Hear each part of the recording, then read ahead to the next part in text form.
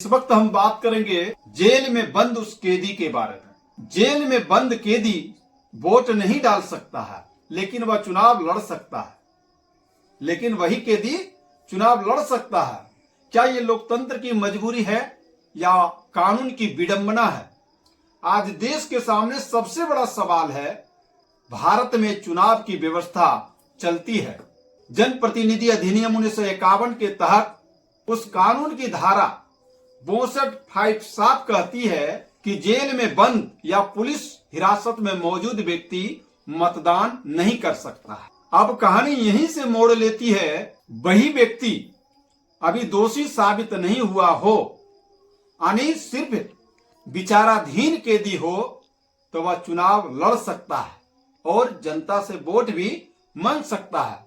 इस तरह का अनेकों उदाहरण देखने को मिला है। बिहार के पूर्व सांसद मोहम्मद शहाबुद्दीन जेल में बंद रहते हुए भी चुनाव लड़ा था। वहीं उत्तर प्रदेश के कौमी एकता दल के नेता, कौमी एकता दल के मुखिया मुख्तार अंसारी भी सलाखों के पीछे रहते हुए भी वो नामांकन किए थे, वो चुनाव लड़े थे। बाद में वह बीएसपी के टिकट पर वो चुनाव लड़े और कई बार वो विधायक भी बने। अब सवाल साफ है, जब एक व्यक्ति वोट नहीं डाल सकता है तो क्या वह जनता का जनप्रतिनिधि बनने के योग्य है? क्या वह जनता का सेवक बनने के लायक है?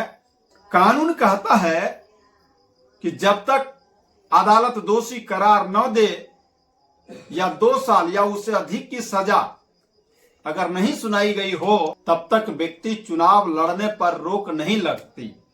तब तक व्यक्ति चुनाव लड़ सकता है। कोर्ट अगर अदालत उसे सजा सुना दे तब चुनाव नहीं लड़ सकते हैं। लेकिन जब तक कोर्ट में अभी विचाराधीन कैदी हैं तो वो चुनाव लड़ सकते हैं। यह हमारा संविधान कहता है या हमारा कानून कहता है, क्योंकि मतदान मौलिक अधिकार नहीं बल्कि संवैधानिक अधिकार है। जबकि चुनाव लड़ना पात्रता और अयोग्यता के शर्तों पर निर्भर करता है। लोकतंत्र में कानून सर्वोपरि है, लेकिन क्या इस कानून पर फिर से विचार होना चाहिए? क्या इस कानून में सुधार की जरूरत है या यही कानून संवैधानिक संतुलन है? क्या इस कानून में सुधार होनी चाहिए? क्या यह कानून सही है या नहीं है? आप लोग इस संदर्भ में क्या कुछ सोचते हैं? कमेंट में अपनी राय जरूर दें।